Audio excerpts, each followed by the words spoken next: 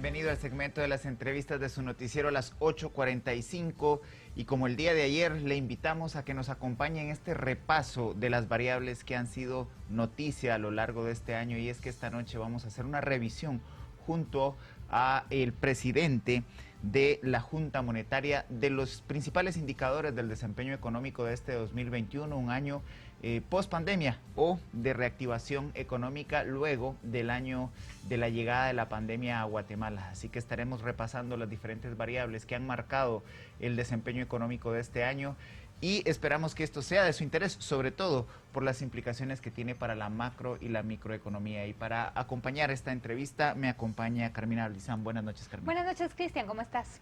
Pues afortunadamente ya cerrando el año. Cerrando el año y con una entrevista muy interesante para analizar el crecimiento económico de nuestro país.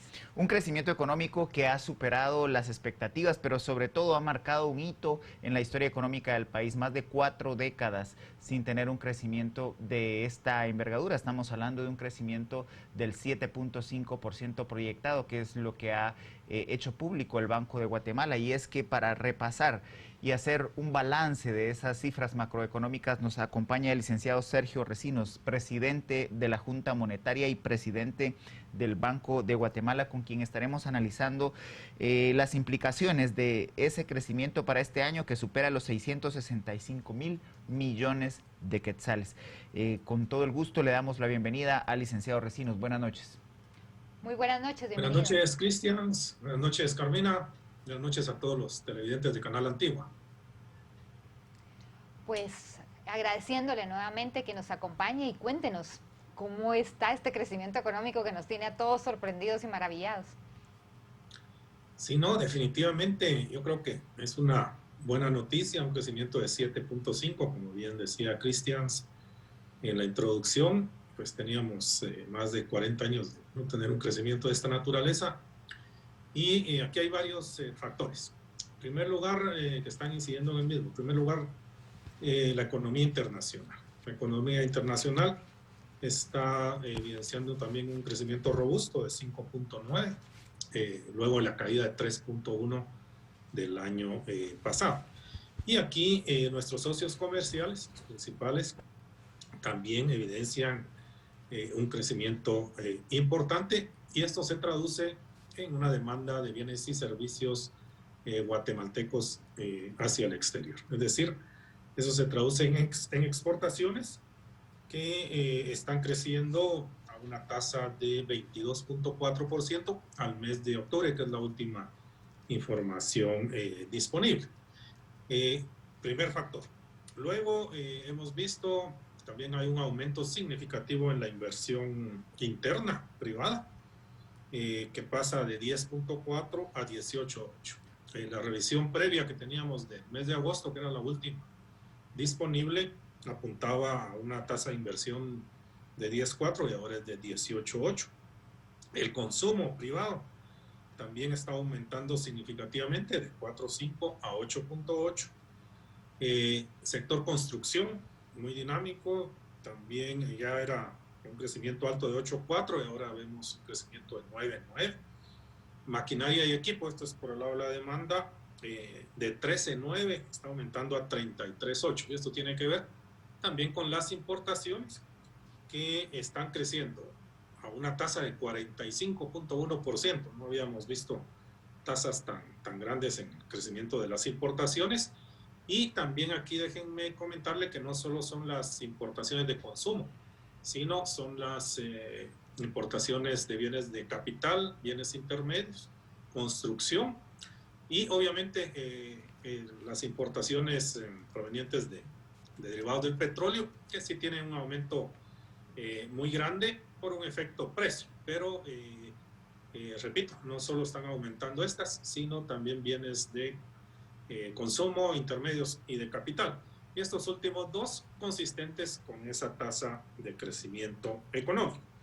Y las remesas familiares, que como ustedes saben, estas incentivan el consumo interno y que también tienen un crecimiento de 35.3% al 9 de diciembre.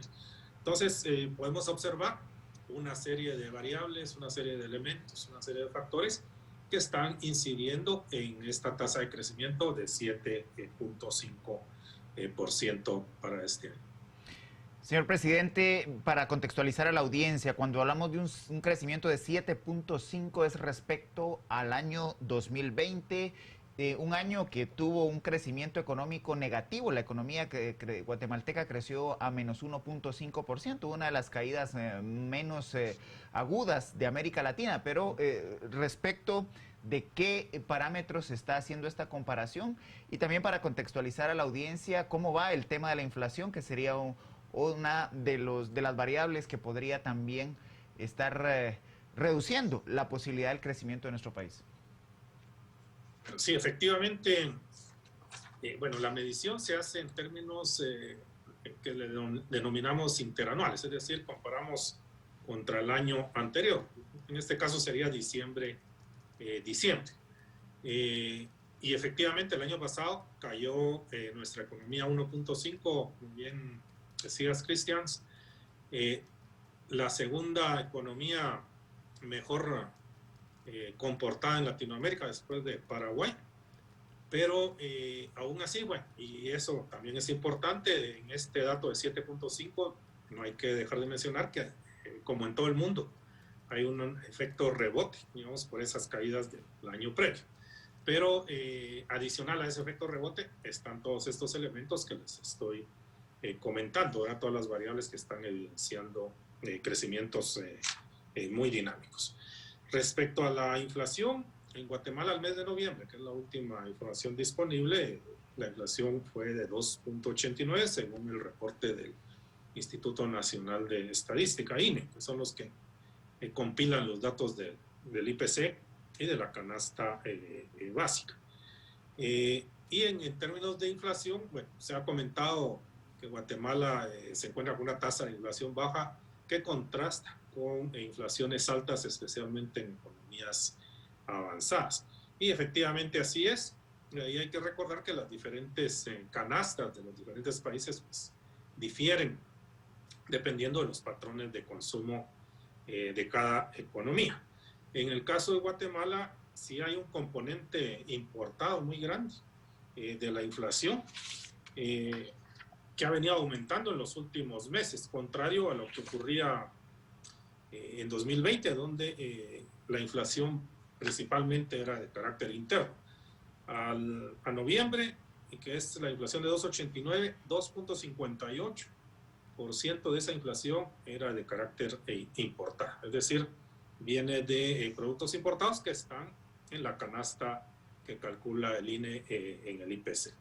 Pero es una inflación baja. Nosotros, derivado de esos datos, hicimos una revisión a la baja para este año y estimamos que va a cerrar la inflación en 3.25 este año y en 4% en 2022 dentro de la meta establecida por la autoridad monetaria.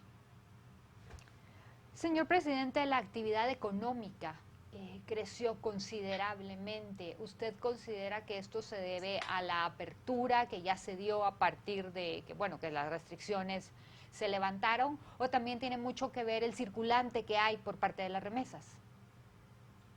Bueno, tiene que ver con las dos cosas, Carmina. Recordemos el año pasado, especialmente cuando inicia la pandemia y había una incertidumbre muy grande, se implementa una política fiscal expansiva, un déficit de 4.9 que no habíamos visto en la historia reciente, y esto para apuntalar básicamente a tres sectores: el sector informal, ustedes saben, el sector de empleo formal, cotizantes al IX, y también para la micro, pequeña y mediana empresa, donde hubo créditos. Y se recuerdan, hubo una ampliación presupuestaria financiada con recursos del Banco Central, que fue aprobada por el Congreso de la República, haciendo uso de la excepción del artículo 133 constitucional, que no se había utilizado desde el 1993 cuando se impuso, por 11.000 millones, y luego hubo dos ampliaciones presupuestarias adicionales financiadas con préstamos externos. Esto así fue en todo el mundo, ¿verdad? La respuesta ideal, digamos, para una crisis sanitaria de esta naturaleza, en este caso sanitaria, pero digamos en 2008 donde fue una crisis financiera, la respuesta tenía que ser igual con política fiscal, y la política monetaria que también fue expansiva en la medida que la inflación lo permitió.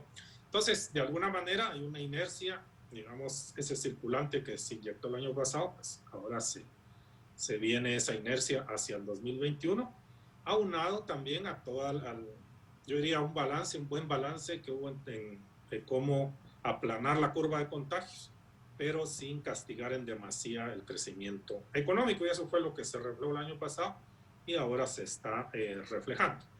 Y el tema de las remesas, definitivamente, actualmente ya es alrededor del 15%, del 15.5% del PIB.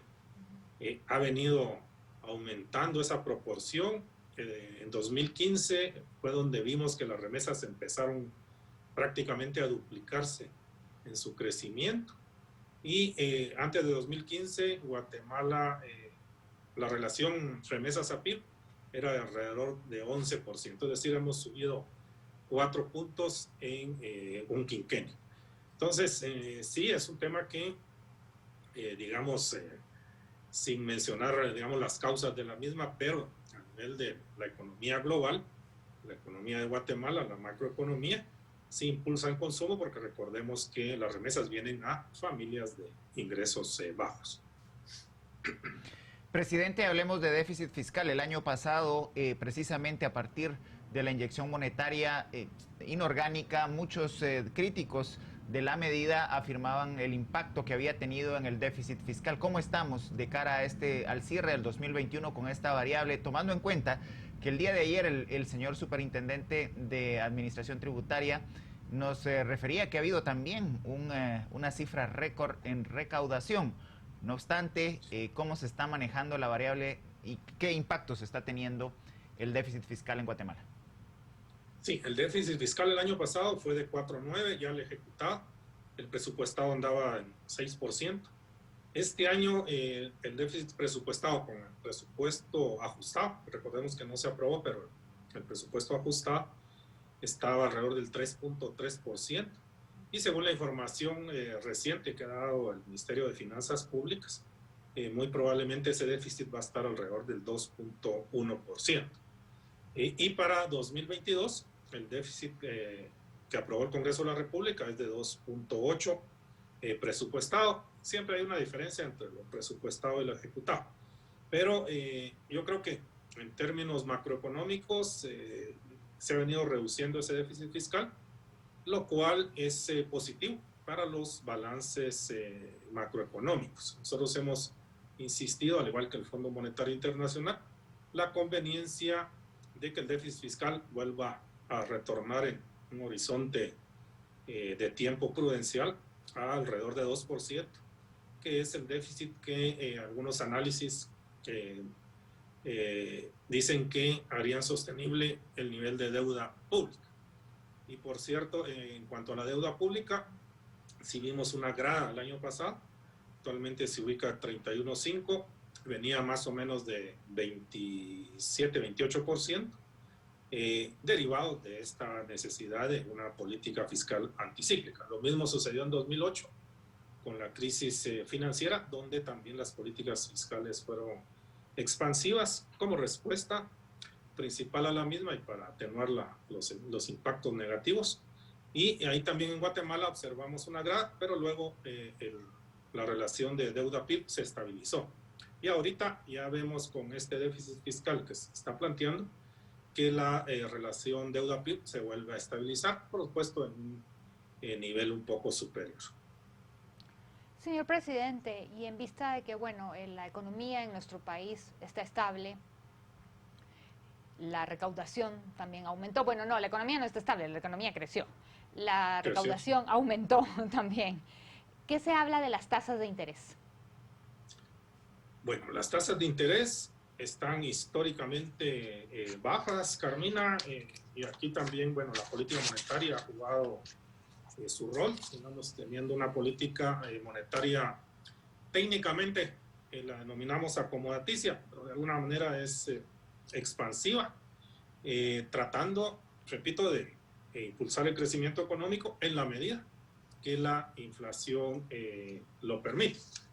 Y en ese sentido, recordarán que en marzo del año pasado, Junta Monetaria decidió una baja de 100 puntos básicos en la tasa de interés líder, que es la que maneja la política monetaria, para que esto a su vez se traslade a las tasas activas y pasivas, pero especialmente la idea es que se trasladen a las activas y de manera que el crédito para las personas y para las empresas se abarate. La tasa de interés se ha mantenido en ese nivel, en 1.75, la tasa de interés líder, durante todo este año. La última decisión fue hace 2 semanas aproximadamente, y en forma unánime la Junta Monetaria pues decide nuevamente mantenerla, sobre todo tomando en cuenta, como mencioné, que la inflación lo va a permitir. Y esto ha hecho que, aquí tengo los datos de las tasas de interés promedio ponderados, estas son del sistema bancario. Por ejemplo, para empresariales mayores es una tasa de 6.5, es muy baja, y para, digamos, empresariales menores, digamos, para mediana empresa y pequeña, 10.24. Hipotecarios con una tasa de 9. Si nos remontamos un poco atrás, hacia algunos años, estamos en niveles, como mencionaba, históricamente bajos, y esto es bueno porque apuntala precisamente el crecimiento económico. Señor presidente, ¿cómo esto impacta en la deuda, teniendo en cuenta que efectivamente el Estado ha tenido que incrementar sus niveles de deuda para financiar las políticas de shock y vividas en el 2020, pero también hay que tener sobre la mesa que hay preocupación respecto de que el segundo rubro del presupuesto general de ingresos y egresos del Estado, después de la inversión en educación, es pago al servicio de la deuda? Sí, mire, en economías pequeñas y en desarrollo, usualmente son deficitarias, y ese es el caso de nuestro país. Digamos, los ingresos normalmente no alcanzan para cubrir los gastos, que tienen que ver con las necesidades que tiene un país, y eso es, digamos, el factor común.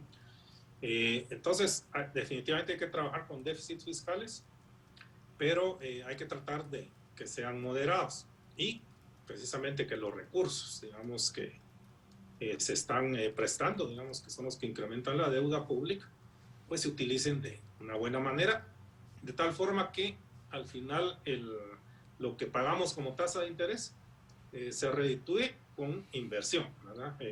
Y ahí pues hay bastante que discutir, pero en general todas las economías pequeñas, incluso las avanzadas en su momento, eran deficitarias. Lo que pasa es que hay que tener un gasto en inversión que aumente la productividad, y de esa manera, al aumentar la productividad y el papel jugando, el Estado jugando su rol, eso hace que el sector privado pues, pueda facilitar, digamos, sus inversiones, su comercio, y al final pues eso se traduce en un círculo virtuoso de crecimiento e inversión. Así que yo creo que lo que hay que cuidar es, primero, pues tener déficits fiscales moderados, y que el gasto pues invierta, ojalá en su mayoría gasto de inversión, pero digamos también en estos países es complicado porque buena parte del presupuesto se va en gasto de funcionamiento por restricciones de los mismos países. Pero en todo caso, sí, digamos, por ejemplo, en infraestructura hay que tratar de invertir más, que todas las economías avanzadas han pasado por un proceso de inversión en infraestructura importante. Señor presidente, nuestros televidentes nos están preguntando, buena noticia el crecimiento económico, ¿para quién? Dicen, para las grandes empresas. Sin embargo, las remesas no las reciben las grandes empresas y no ha habido un aumento ni del desempleo ni de la inflación que se pueda sentir grandemente. ¿Cómo podemos explicar este crecimiento económico para quienes no lo han sentido y no pueden comprenderlo o no lo están viviendo tampoco? Bueno, definitivamente este es el crecimiento de la economía global. Dentro de ello hay sectores ganadores, hay sectores, digamos, que se han comportado más o menos neutros, y hay sectores perdedores. caso de Guatemala y del mundo, un sector, digamos, que ha perdido sustancialmente es el sector turismo. ¿Verdad? El turismo no se ha recuperado. En Guatemala sí hemos visto mayor dinamismo asociado a la flexibilización de las medidas de movilidad. Pero es un sector que no se ha recuperado a nivel mundial y no va a ser así hasta que, digamos, esté controlada la pandemia. Entonces ese es un sector que lamentablemente ha perdido, pero por ejemplo el sector de farmacéuticos, digamos, a nivel mundial, en Guatemala también hemos visto las exportaciones de todos estos productos farmacéuticos aún aumentado, y ese es un sector claramente ganador. Y lo mismo sucede a nivel ya de individual, ¿verdad? Lamentablemente se perdieron muchos empleos. La información del empleo formal, que es con la que se cuentan los cotizantes al ICS, recordemos que de 1.350.000 cotizantes que había antes de la pandemia, digamos en el peor momento se habían perdido como 150.000 empleos. Entonces es obviamente personas y familias que han resentido su ingreso. Pero eso ya se recuperó. Al mes pasado ya veíamos nuevamente que se había recuperado totalmente el empleo formal. Y en el empleo informal, pues ahí no hay datos, hay que hacer más aproximaciones, pero también es un sector que yo creo que nunca prácticamente no paró.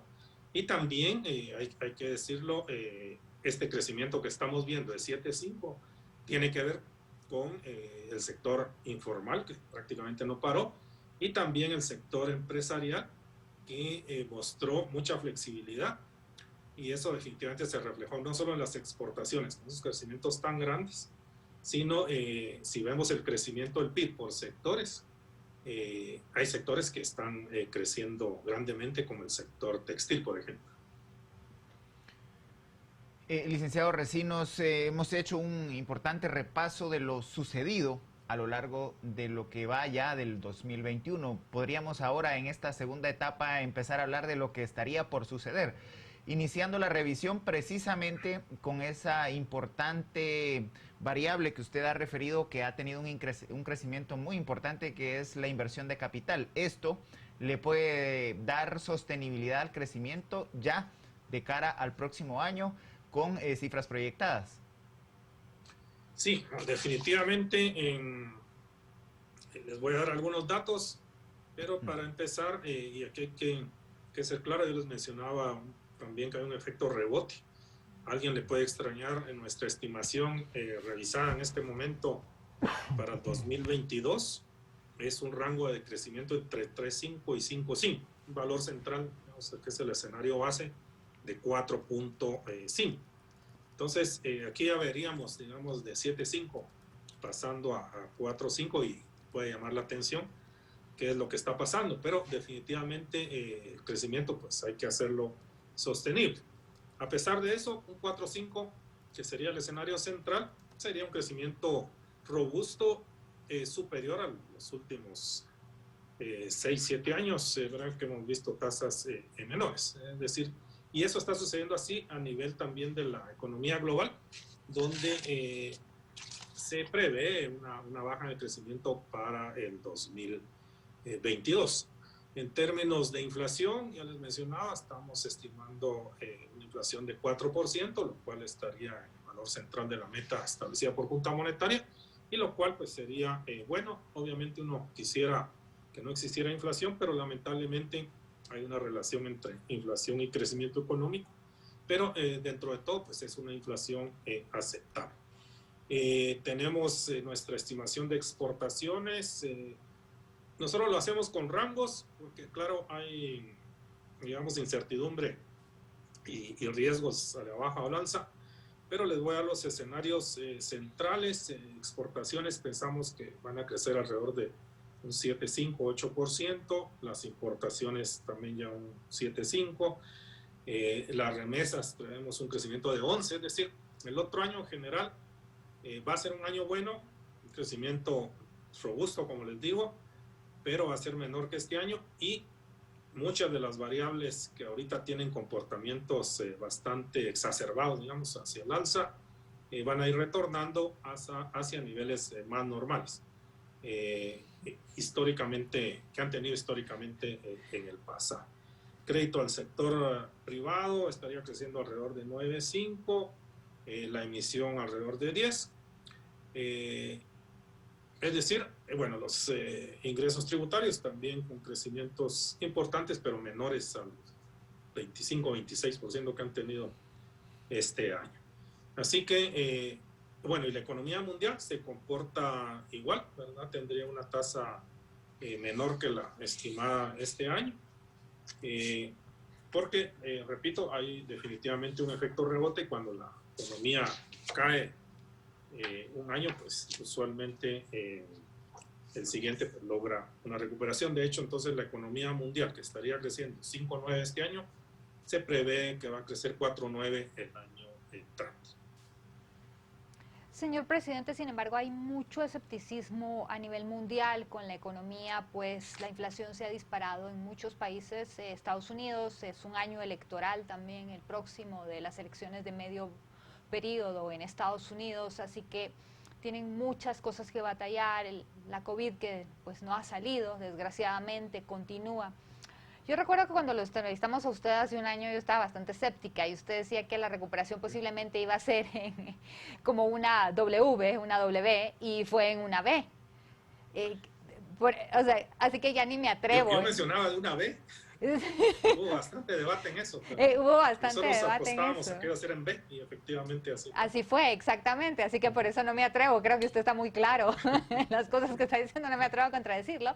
Pero sí es preocupante realmente el tema de la economía mundial, realmente. ¿Cómo lo percibe? ¿Usted cree que...? Porque la economía no es predecible, cualquier cosa puede pasar. Nadie se esperaba un 2020 ni lo que pasó.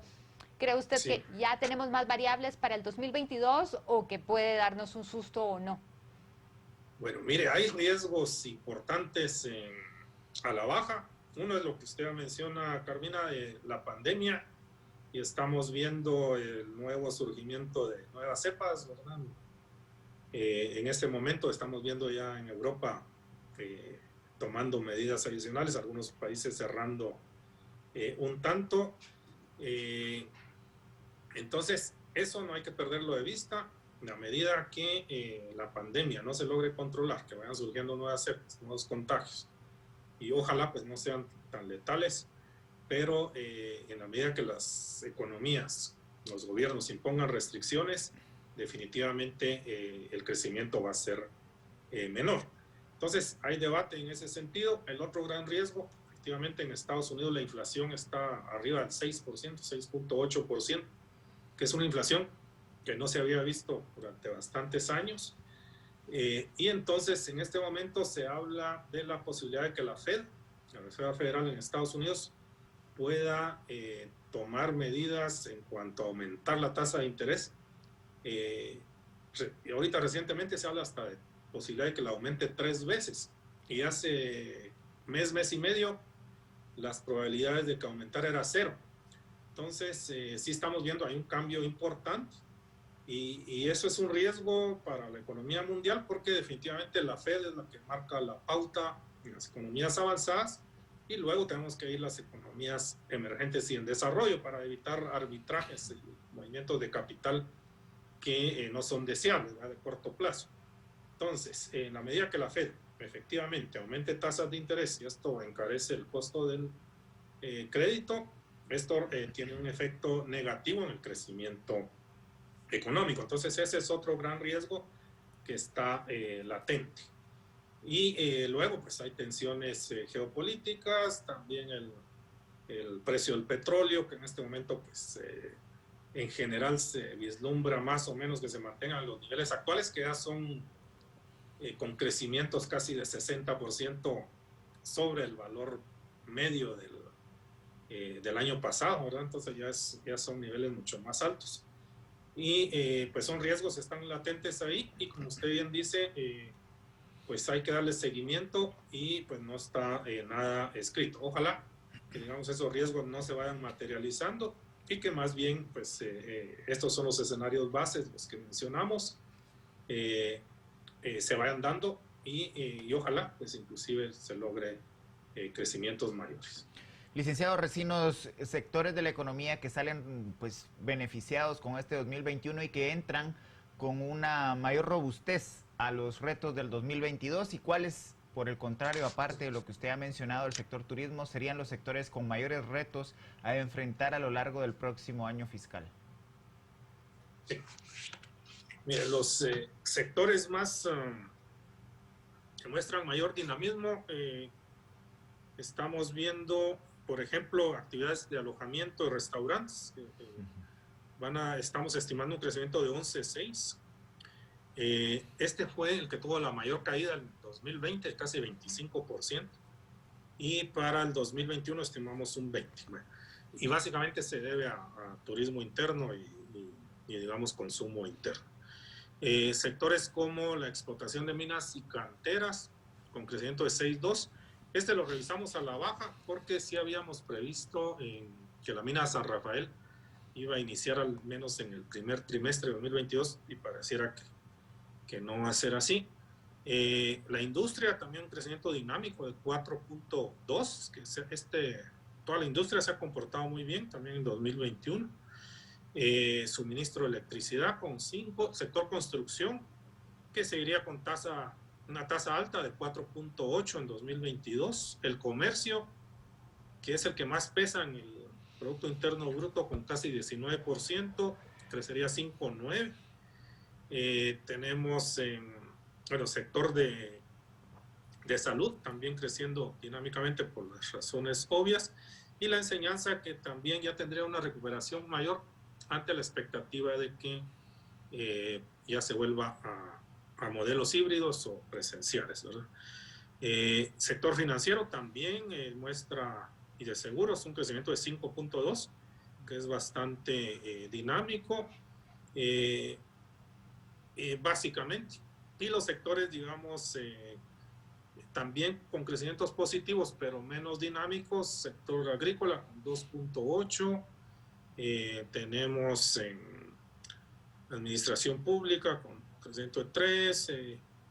Digamos, actividades, servicios tienen ya también una recuperación, 5,9%, que también había sido un sector muy afectado. Aquí tiene que ver con todos los temas de recreación, cines, teatro, espectáculos públicos, salones de belleza, peluquerías. Todo este tipo de servicios habían caído fuertemente, pero ya muestra una recuperación importante. Señor presidente, de los sectores que el año pasado parecía que iban a salir muy golpeados era el de la construcción, y sin embargo no fue así. Dentro del gasto, que se ve cómo se gastan las remesas cuando lo entran al país, últimamente ha empezado a crecer bastante cómo se invierte en construcción. ¿Usted cree que esto seguirá la tendencia? ¿Seguiremos viendo que las personas que están enviando dinero, las remesas, van a seguir invirtiendo en ese sector? Sí, el sector que recibe remesas, buena parte lo orienta hacia precisamente el sector construcción. De hecho, este año, 2021, revisamos al alza y el sector estaría creciendo 9,4%. El año entrante estimamos un crecimiento robusto, casi 5%, pero comparado con el 21 va a reducirse un poquito. Y esto se debe en buena parte a también que las remesas se estarían normalizando. Y aquí, ¿cuáles serían las razones? Las razones del crecimiento tan extraordinario del 2021 tiene que ver con los programas de estímulo al empleo en Estados Unidos, que afortunadamente también lo recibieron con nacionales y latinos, digamos, con un estatus migratorio legal en Estados Unidos, y eso les permitió seguir enviando remesas y en algunos casos aumentar la misma. Entonces, ese es un factor. Estamos viendo que el desempleo latino en Estados Unidos prácticamente ya regresó un punto falta. Está ahorita en alrededor de 5,8, casi a niveles prepandemia. Y el desempleo total en Estados Unidos pues prácticamente también ya regresó a niveles prepandemia. Pero sí estimamos, ya no viendo los programas de estímulo de parte del gobierno de Estados Unidos, pues estas tenderían a irse normalizando, y por ende la inversión en el sector construcción, si bien va a seguir, pero no sería, digamos, tan grande como fue este año, ¿verdad? Que definitivamente tuvo un impacto importante en este dato que les estoy dando. Señor presidente, hay datos estudiados por el Banco de Guatemala del comportamiento de la economía en años preelectorales y electorales, teniendo en cuenta que hay un importante consumo y gasto asociado al evento electoral, más allá del gasto público que tiene que ver con la organización de las elecciones. Hay una serie de otros consumos que se reportan desde los partidos políticos y actores económicos. ¿Esto podría beneficiar el comportamiento económico del año 2022 y 2023? Mire, normalmente en el año electoral sí se ha visto un aumento en el gasto en general, tanto privado y un poquito público, no tan marcado como en otros países, donde sí uno habla de comportamientos tipo camello, donde cada 4 años o 5 años el gasto se expande. Pero en Guatemala eso no ha sucedido. Nosotros hemos hecho análisis de esa naturaleza. En el año electoral sí se ve un poquito de expansión de privado y público, pero en el preelectoral no tanto, no tanto. Entonces, nosotros en estas tasas de crecimiento estimadas, pues ya estamos de alguna manera recogiendo esa expectativa.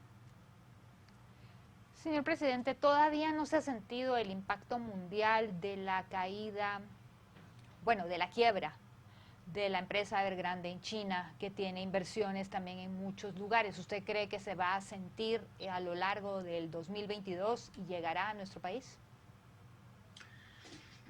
Sí, mire, cuando empezó el problema con Evergrande, pues sí había incertidumbre, había un poco de debate si iba a impactar a nuestras economías. Finalmente, es una empresa muy grande para China, pero no es de las más grandes. Y lo que se ha visto es que, digamos, muchos de los tienen deuda, pero también con compañías chinas. Entonces, pareciera que el efecto va a ser más en China que, digamos, a nivel mundial. Digamos, nada que ver con lo que pasó con Lehman Brothers en 2008 o 2007, cuando prácticamente fue el estallido de la crisis financiera. Aquí los efectos spillovers, pero es el efecto de traspaso de una economía a otra, no se vislumbra que vaya a ser tan importante y digamos para América menos, digamos quizá en el mismo Asia, porque digamos también están endeudados con bancos asiáticos. Señor presidente, es importante también conocer de la autoridad monetaria y económica del país cómo se ha comportado la relación Quetzal-Bitcoin en el caso de Guatemala, El Salvador, teniendo en cuenta que es algo novedoso y si esto ha tenido algún impacto en la relación bilateral en términos de comercio o en términos económicos en general. Sí, bueno, este es un tema sí que ha generado debate. Tal vez aprovecho, Christians, para mencionar el tema del Bitcoin y otras monedas o criptoactivos de esta naturaleza. Hay que tener claro que no tienen ningún respaldo de nadie, ¿verdad? Entonces, estas son criptoactivos que nacieron. En el caso del Bitcoin, quizás es el que se ha sostenido por más tiempo, pero hay que tener cuidado porque no están respaldados por un banco central, por ninguna autoridad, por un gobierno.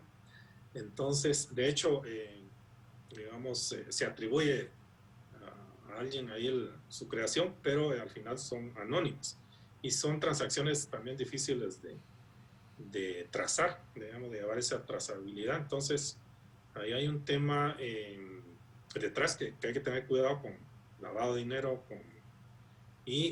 pues en el caso de El Salvador, estábamos viendo recientemente que su prima de riesgo en los índices bursátiles ha aumentado significativamente. No hemos visto un impacto en el comercio. Yo creo que porque también la convertibilidad es inmediata, digamos, para alguien que quiera transar, digamos, artículos comerciales con El Salvador. Primero, puede decir que le paguen en dólares, pero digamos que no fuera posible por algún aspecto, sí lo puede cambiar inmediatamente en las plataformas. Y entonces se evita ese riesgo, porque aquí el riesgo es demasiado, porque es una moneda muy volátil.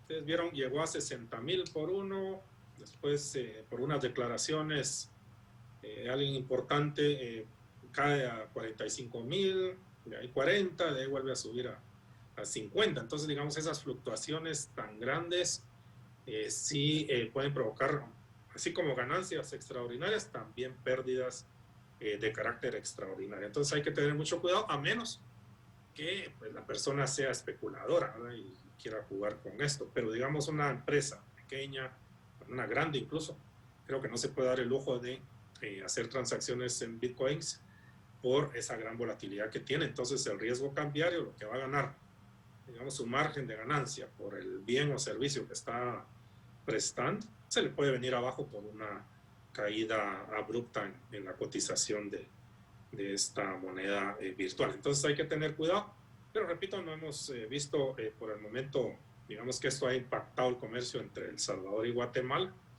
Y recordemos también que en El Salvador el reglamento que las autoridades monetarias y financieras lo flexibilizaron un poco respecto a cómo estaba la ley, en donde pues prácticamente hacía obligatorio transar en Bitcoin.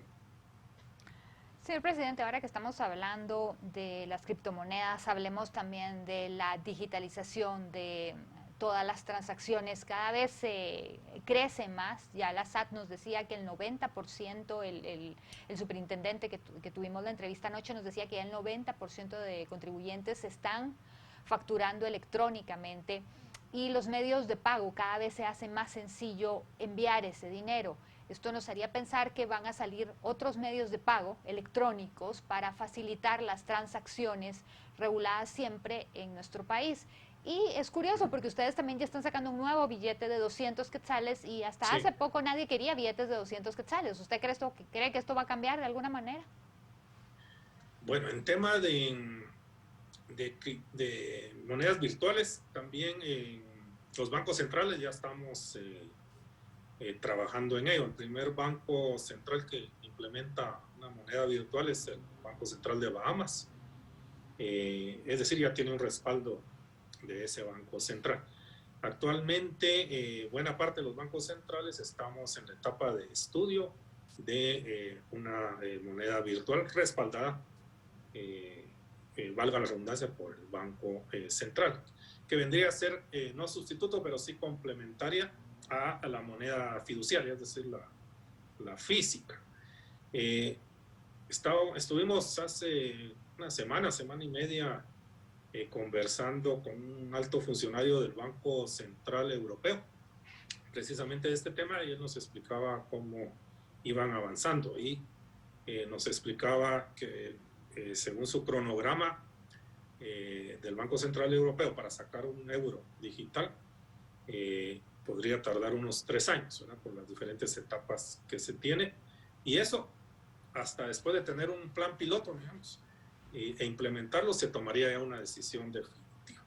Nosotros formamos un grupo en el segundo trimestre de este año, el primer semestre, ya de estudio, un grupo de trabajo a lo interno del Banco Guatemala, para también iniciar estos análisis. Aquí hay un tema que hay que trabajar tecnológico, técnico, inclusive pues hay que modificar legislación en el caso nuestro, pero estamos en esto y esperamos en un futuro no muy lejano pues contar también con una moneda virtual de Banco Central.